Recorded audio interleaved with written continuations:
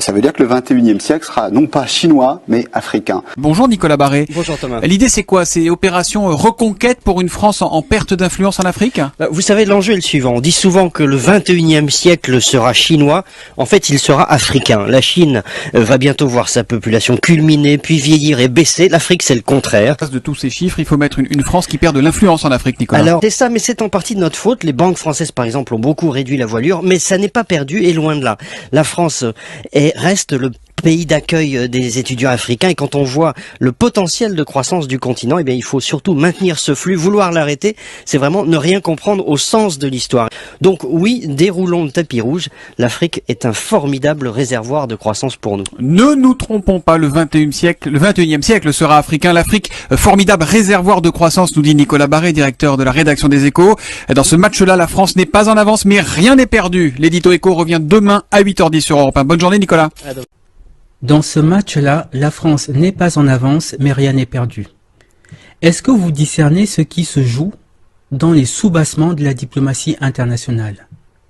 C'est une compétition qui est engagée, et l'enjeu de cette compétition, c'est l'Afrique. Du fait du Covid-19, vous avez peut-être entendu que l'Europe allait débloquer une aide de 20 milliards d'euros pour l'Afrique, et la France a appelé à l'annulation de la dette africaine. On ne peut comprendre ces gestes en apparence généreux que si on les place dans le contexte de rivalité géopolitique qui oppose actuellement les grandes puissances et les puissances émergentes sur le terrain africain. Quand la France demande la suppression de la dette africaine, ce n'est pas par générosité envers les Africains. C'est parce que la dette africaine est détenue à 40% par la Chine. Et dans cette compétition, la Chine est l'obstacle principal. Quand l'Italie attaque ouvertement la France sur sa politique africaine, comme nous l'avons vu tout à l'heure, ce n'est pas uniquement parce qu'elle est principalement concernée par la crise migratoire ou par souci de justice. C'est aussi parce qu'elle est elle-même engagée dans cette joute diplomatique pour acquérir des parts de marché en Afrique. Et ces nations n'hésitent plus à sortir du conformisme diplomatique habituel pour s'envoyer ouvertement des invectives sur la question africaine.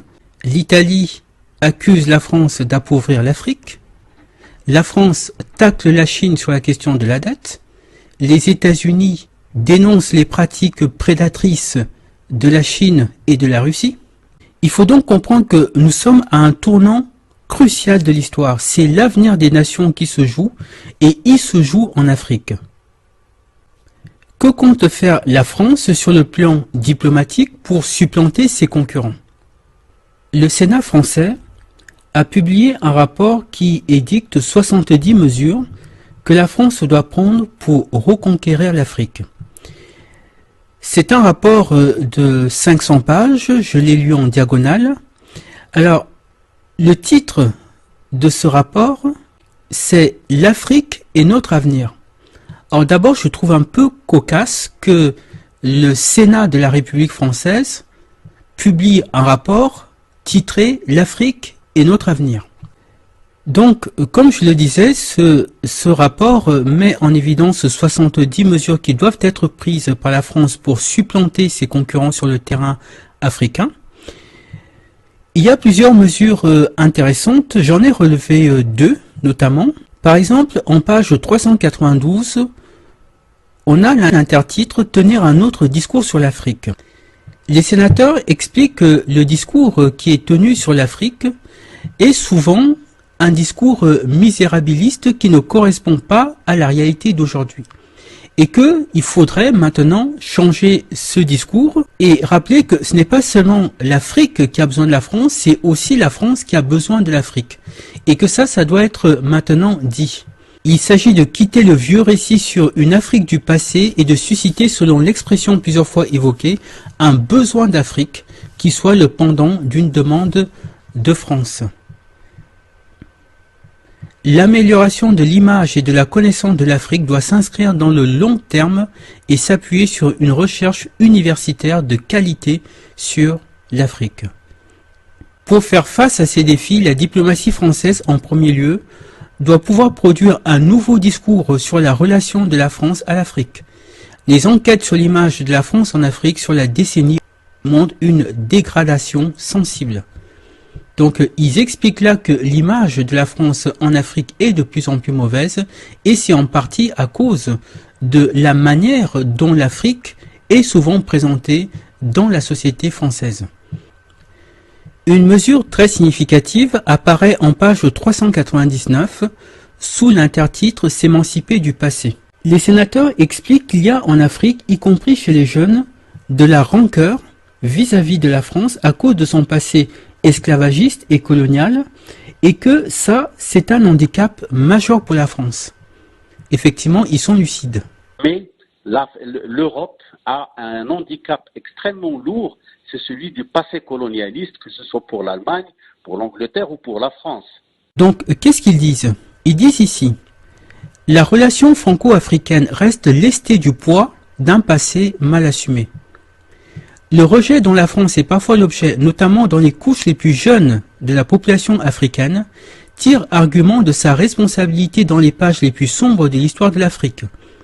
L'esclavage qu'il a saigné de ses forces vives alors qu'elle constituait encore un continent sous-peuplé, la colonisation qui marqua son entrée traumatisante dans la modernité tout en l'enserrant dans ses frontières, dans des frontières qu'elle n'avait pas choisies. La décolonisation dont on néglige qu'elle fut en Afrique subsaharienne, émaillée de massacres aujourd'hui oubliés. Donc le Sénat reconnaît ici que la France a commis des crimes dans ces colonies, cite 3 exemples ici, avec 3 petits points, montrant que des massacres, il y en a quand même eu pas mal. Alors par exemple ici, le Cameroun en 1955, et de quoi s'agit-il? Il s'agit du massacre de Messa.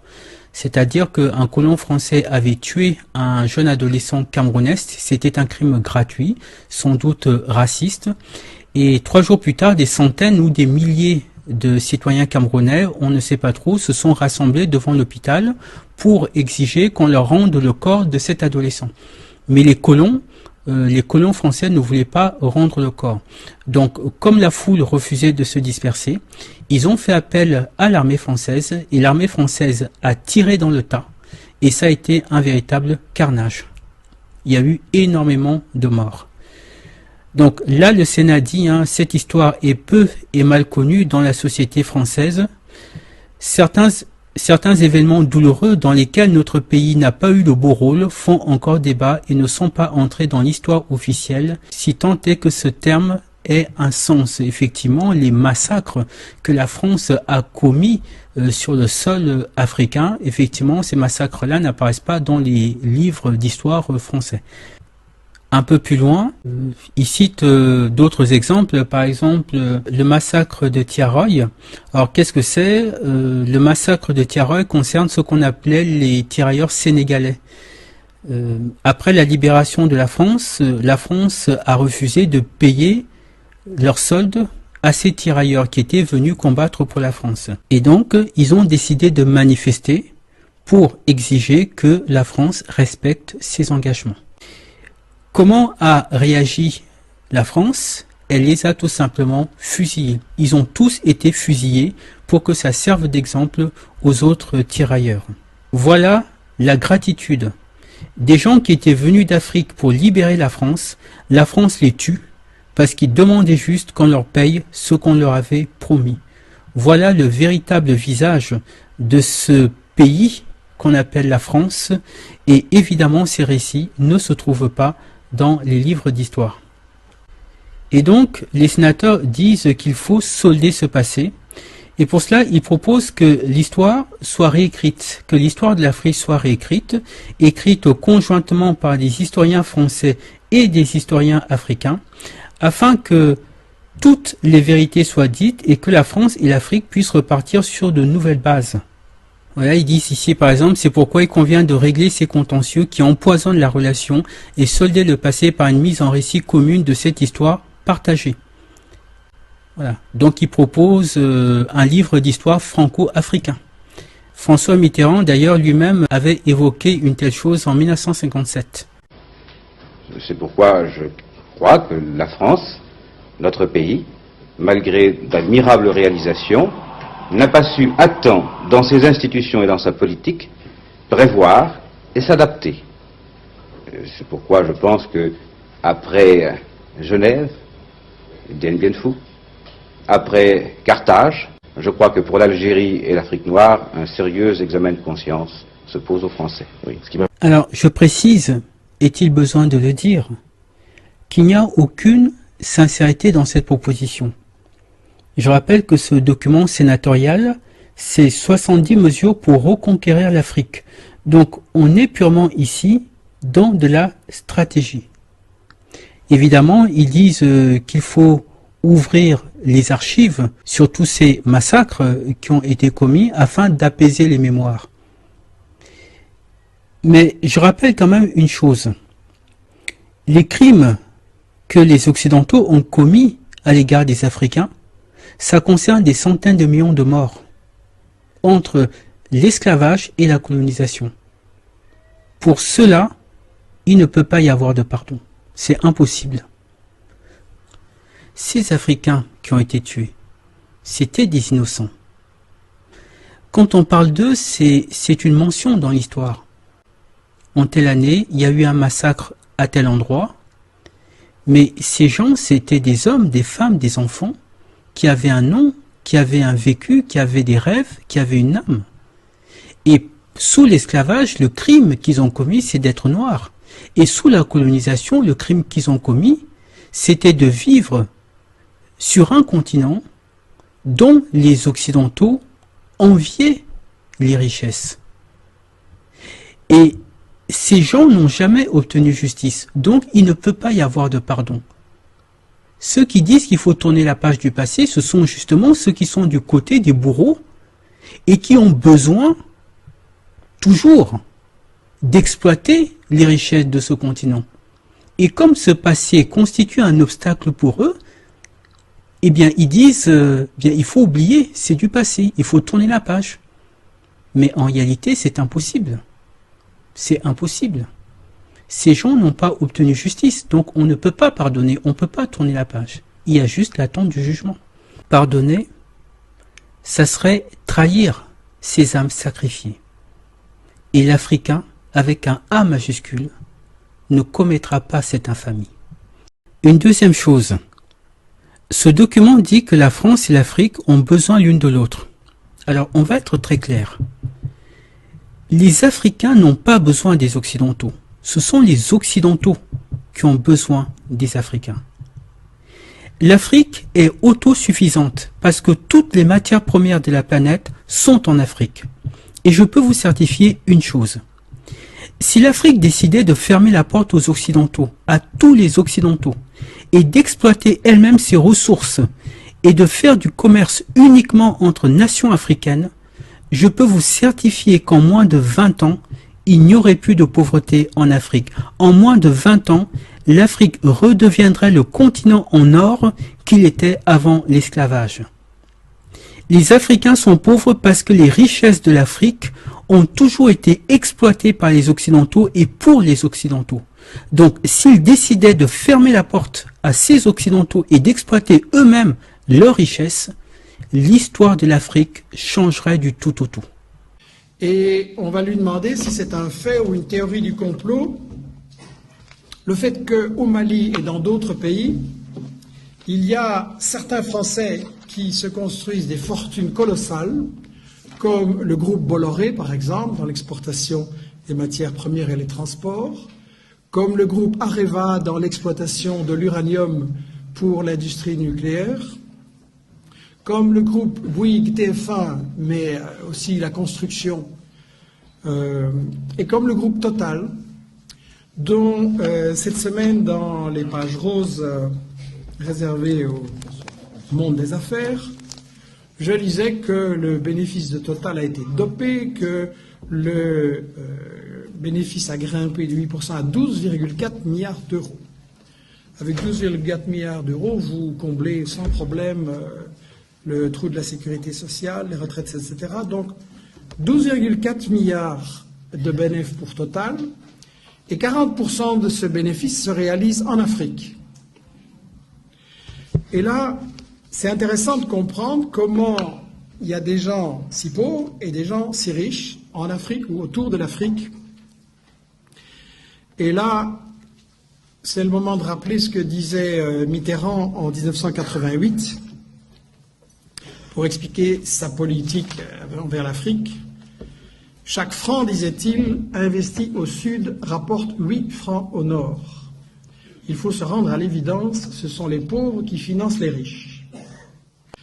Un autre grand comploteur, c'est le célèbre groupe capitaliste d'audit des entreprises et d'analyse des situations économiques, McKinsey. McKinsey déclarant récemment même si le continent africain reste confronté à d'importants problèmes de développement, comme c'est gentil cet euphémisme, le taux du retour sur investissement en Afrique est tout de même le plus élevé au monde. Ça veut dire qu'il y a des gens qui construisent l'essentiel de leur fortune en Afrique et ils gagnent plus en Afrique que n'importe où ailleurs, pendant que les Africains crèvent de faim.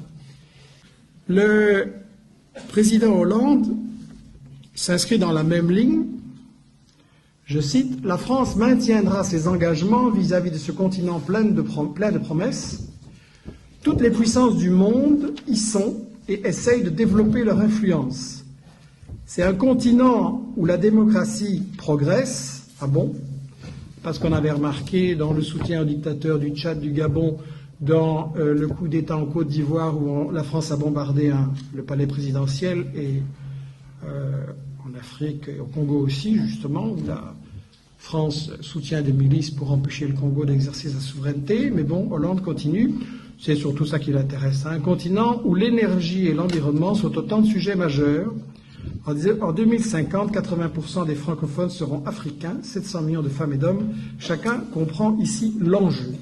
Et donc, j'aimerais bien que la France, qui aide si généreusement le Mali, le Niger et d'autres depuis des dizaines d'années, nous explique comment ça se fait qu'il y a des fortunes colossales chez Bolloré, chez Bouygues, chez Total et dans tous les grands groupes français sur le dos des Africains pendant que les Africains continuent à crever de faim. Je rappelle que sous le colonialisme, il y a eu 205 à ce jour dirigeants africains assassinés par les colonialistes. 205. D'un côté, la France et les États-Unis sont engagés dans une guerre contre la Chine pour empêcher que la Chine trouve des partenaires en Afrique, mais ils sont aussi engagés dans une guerre contre les Africains, et puis ils sont engagés dans une guerre entre eux-mêmes pour savoir qui va prendre la plus grosse part du gâteau. La guerre contre les Africains, il doit être dit clairement que tout ce qui se passe en Libye, au Mali, en Côte d'Ivoire, au Congo, au Cameroun et dans toute une série de pays où on nous présente chaque fois des conflits qui sont isolés mais qui sont en réalité les différents éléments de la même guerre pour l'Afrique, c'est une guerre contre les Africains, c'est une guerre contre l'indépendance de l'Afrique. Je referme la parenthèse. Mais ces documents, celui du Sénat et celui de l'Assemblée nationale que nous avons vus tout à l'heure, montrent que le Parlement français est conscient que c'est l'avenir qui est en train de se jouer. Si la France perd l'Afrique, comme le disait François Mitterrand, elle n'aura pas d'histoire au XXIe siècle. C'est une puissance déclinante, c'est une société vieillissante, et si elle continue à perdre l'Afrique au détriment de la Chine et des autres, elle va tout naturellement, progressivement disparaître. Donc, la compétition se fait sur le plan diplomatique et économique, mais elle commence et de plus en plus à se faire également sur le plan militaire. Toutes ces nations établissent des bases militaires en Afrique sous de faux prétextes et il n'y a jamais eu un tel déploiement d'armées étrangères sur le sol africain depuis la fin de la Seconde Guerre mondiale. Que se passe-t-il ?